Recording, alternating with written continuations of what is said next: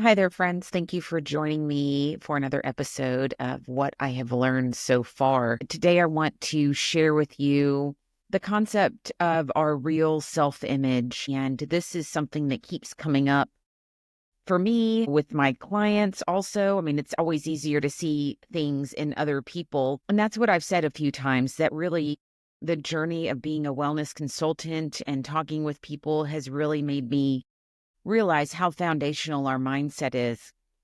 And that kind of put me on a mindset journey, started reading a lot of books. I've always been a pretty big reader, or at least I've always liked to read. I don't know if I've always done such a great job, but I'm back on the reading horse. And one of the books that I'm reading right now is this one, Psycho-Cybernetics. And it's funny because this is a newer version. I even have, for those of you that can see the video, I'm showing like an old ratted book that I'm really pretty proud of. I read numerous times many years ago, and actually some pretty cool things happened at that time in my life. So who knows? So a lot of the same concepts keep coming up, and I thought, you know what? I'm just going to walk you guys probably through this book, do, a chapter, an episode, and then we can just talk about it, because I think that this book is an amazing example of the kind of books that I'm reading that, whether it's health or wellness or fitness or relational, like there's always some foundational things. And I think we can all agree on that. So I thought that it was actually perfect to talk about the self-image. So let me read you a couple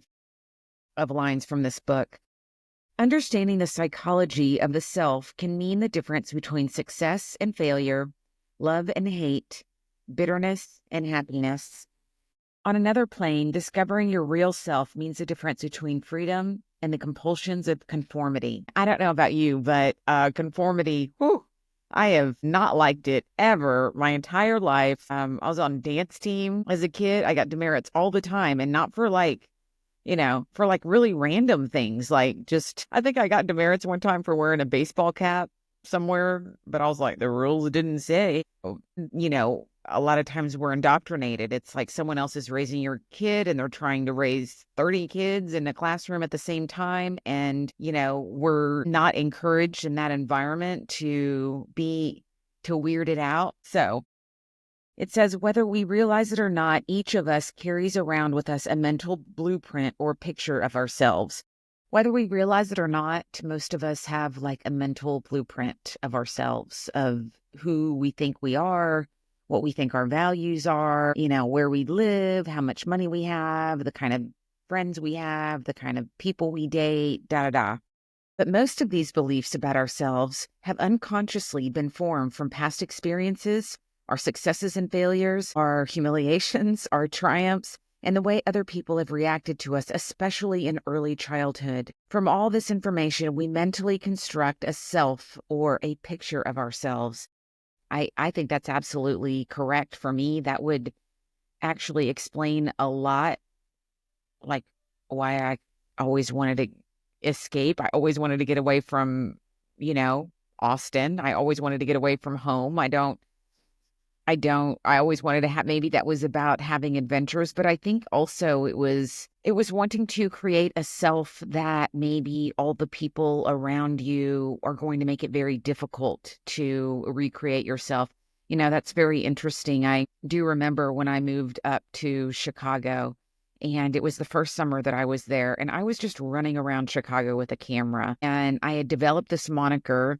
And I had the website, jenchicago.com, and no one knew me there. I literally was asking people on the street to hold the camera. It was like right when social media just started. I was like, can you hold this while I just say something real quick? And I would know what I was going to say, and people would do it. No one ran off with my camera.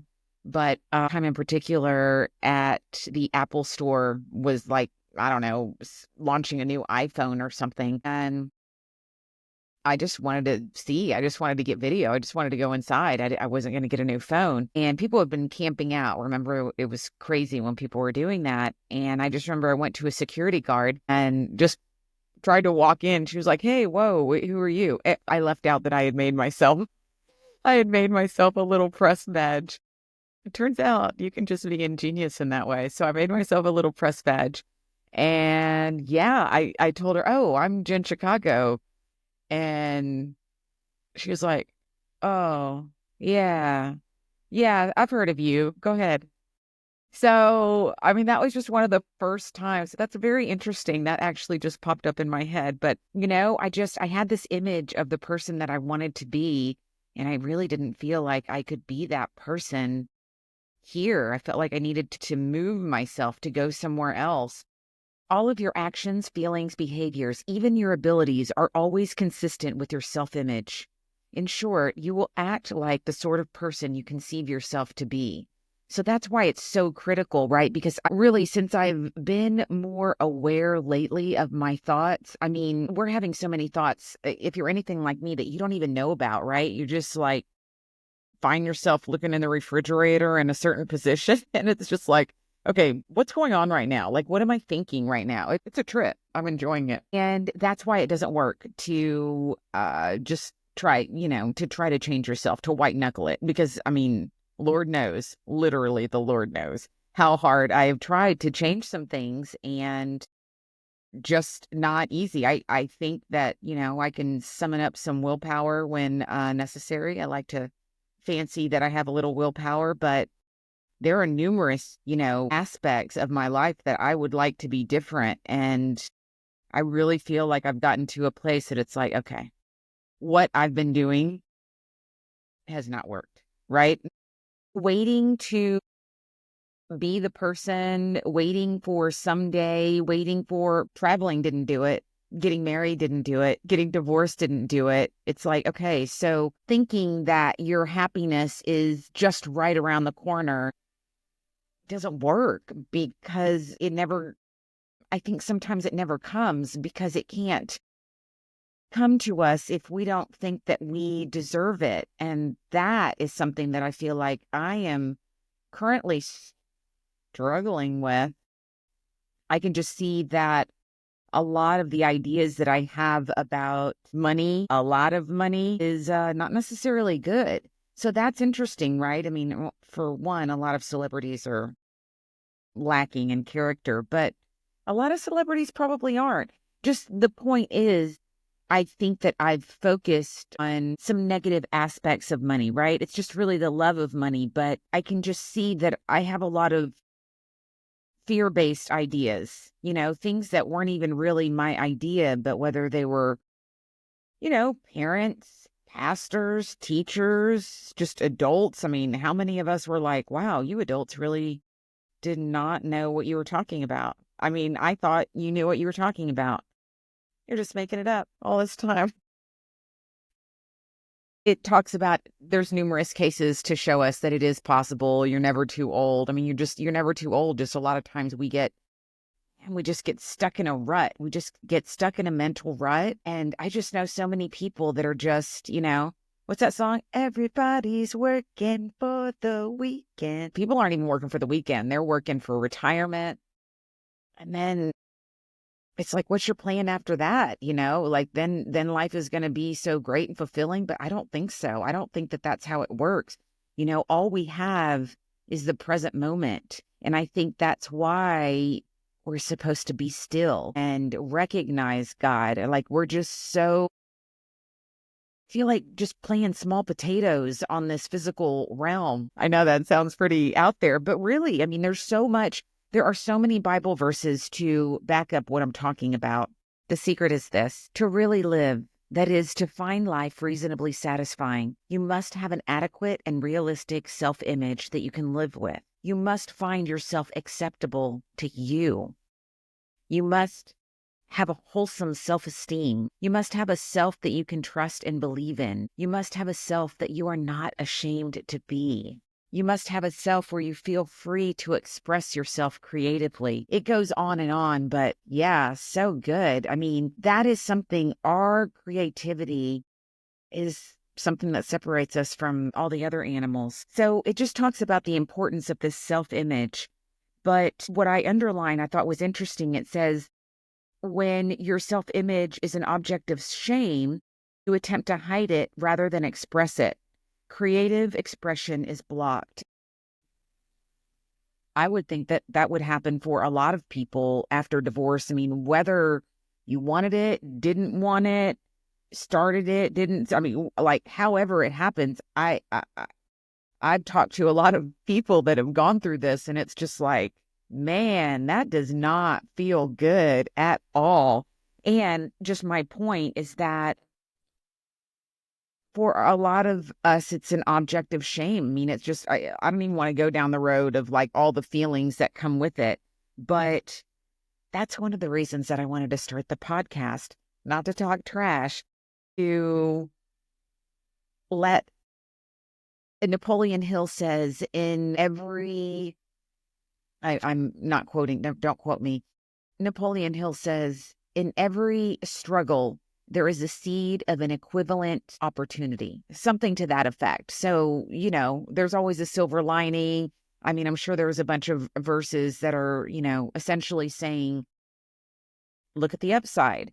And so that's what I think that we have to do is just a lot of times when we are ashamed of who we are, man, that shame is so powerful and it's not from God. So we need to kick that to the curb. But once again, we can't really will it. I don't think we can will it. We have years and years and years, if you're Generation X like me, of programming, of believing certain things. And we have to actively be disciplined to be the masters of our minds, be the masters of our emotions. When we experience expansive emotions of happiness, self-confidence, and success, we enjoy life. And to the degree that we inhibit our abilities, frustrate our God-given talents, and allow ourselves to suffer anxiety, fear, self-condemnation, and self-hate, we literally choke off the life force available to us, and we turn our back on the gift which our Creator has made.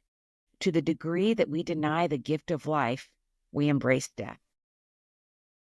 Yeah, that's pretty, I mean, like, that's what I'm saying. There's a lot to think about in here. So there's something to that. I definitely have felt that I do not feel that I am, operating at 100%, living out my purpose. Like, I feel like I'm not quite tapped into something, but I feel like I'm close. And not to say that I ever think that I would arrive, but I'm definitely getting the sense that it's time to level up, and it's all in your mind.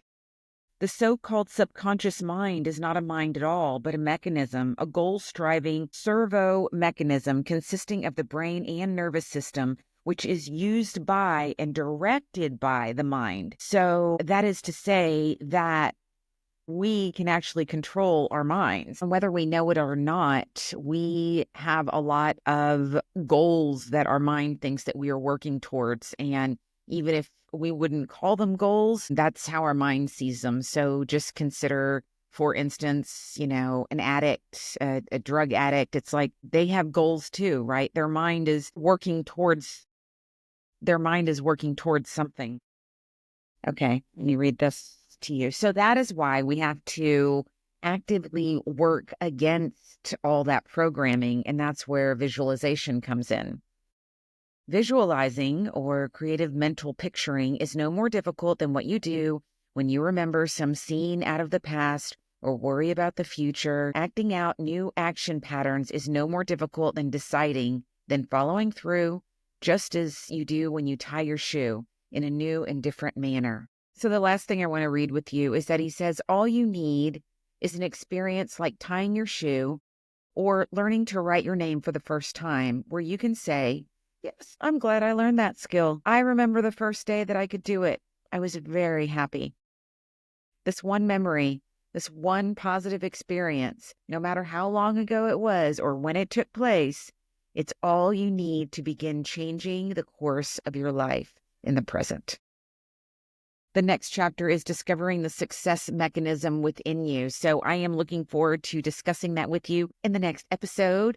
Thank you so much for sticking around. Please like, comment, follow, subscribe, share.